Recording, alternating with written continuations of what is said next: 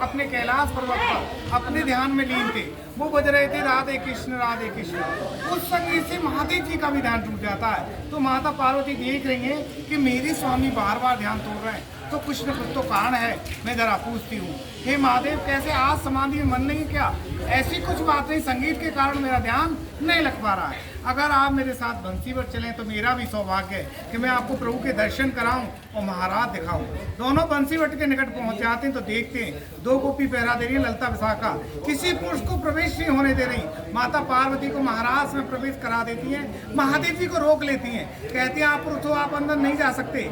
ऐसा कृष्ण भगवान का आदेश है कि स्त्री माता बहनें गोपी तो महाराज देख सकती हैं, लेकिन पुरुष रूप में सिर्फ कृष्ण भगवान ही रहेंगे। महादेव जी कहते हैं तो काफी दूर से आए, हे महादेव कोई उपाय बता दो। एक उपाय तो है, अगर आप कर लो तो यहाँ पे यमुना नदी बह रही है, आप 3 डुबकी लगा के आना, यमुना महारानी आपको कुछ न कुछ तो देगी। महादेव जी दौड़े दौड़े जाते हैं, यमुना किनारे पहुंच जाते तो पहली डुबकी लगाते हैं, उन्हें कुछ भी नहीं होता।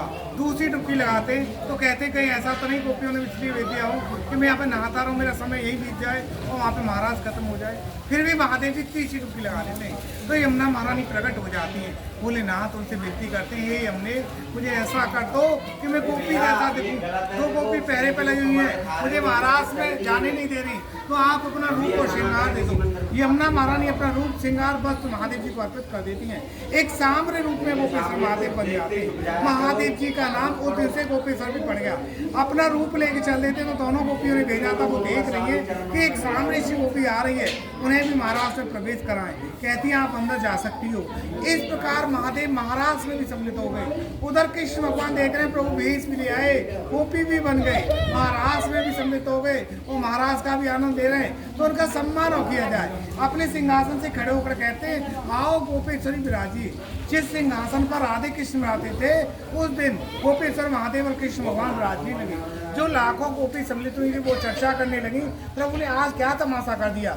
जो राधे का स्थान था उस जगह पे एक शांति सी गोपी को बिठा रखा है। इस चीज को राधे भी सुन लेती है, नाराज हो जाती हैं, महाराज से रूठ कर यहाँ पर एक वृक्ष के नीचे बैठ जाती हैं। कृष्ण भगवान आदर सम्मान सहित भोलेनाथ और पार्वती मैया को हंसी खुशी विदा करते हैं। वो कैलाश पर्वत पर दोबारा ध्यान में लीन हो जाते हैं। फिर देखते चारों दिशा में राधे नहीं दिखाई दे रही। राधे बिन महाराज हो ही नहीं सकता है। आवाज देते हैं, हे राधे जहाँ भी हो आप मुझे भी आवाज दो। लेकिन गुस्से के कारण राधा रानी ने कृष्ण भगवान की आवाज को नजरअंदाज किया। फिर कृष्ण भगवान खोजबीन करते हैं तो राधे के चरण बन गए जमीन पर। उसी दिशा की ओर कृष्ण भगवान दौड़े चले जाते हैं और राधा रानी को यहाँ वृक्ष के नीचे खोज लेते हैं। यहाँ पे खूब मनाते हैं। राधा रानी नहीं मनने में आई और कहते हैं, हे प्रभु मेरे पास क्यों आए हो? आपके पास तो एक और गोपी आ गई। कृष्ण भगवान राधे के पैर छू लेते हैं और कहते हैं, हे राधे जो तुम समझ रही हो वो कोई साधारण गोपी नहीं है, वो तो महादेव है। मैंने 2 गोपी पहरे पे भी रखी तो उन्होंने गोपी का रूप धारण कर लिया। कोई अतिथि आपके दरबार पे आए राधे, क्या उनका आदर सम्मान नहीं करोगी?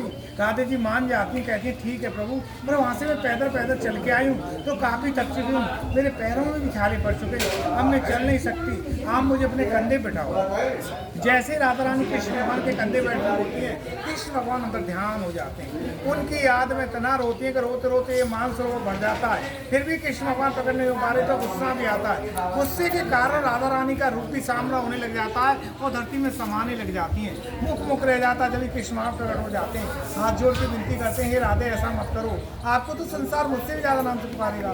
राधे जी मान जाती हैं, कहते हैं ठीक है प्रभु, जहाँ पे आपकी बंसी बजती थी मैं आपके सामने प्रकट हो जाती थी, अब मैं यहीं पर विराजमान होना चाहती हूँ तो आप मुझे बंसी दे जाओ। कृष्ण भगवान हंसी खुशी राधे को बंसी ले आते हैं, द्वारका के लिए निकल जाते हैं। द्वारका वालों ने पूछा कृष्ण भगवान आपकी बंसी कहाँ है? वो तो मेरे प्रिय राधे के पास है। यानी 364 दिन बंसी का दर्शन इसी मंदिर में होता है। एक दिन षठ पूर्णिमा के दिन बांके बिहारी में रात के समय बंसी का दर्शन दिखाया जाता है। उस रात को ये भी मंदिर खुलता है लेकिन बंसी का दर्शन नहीं होता है। बोलो राधा रानी की जय।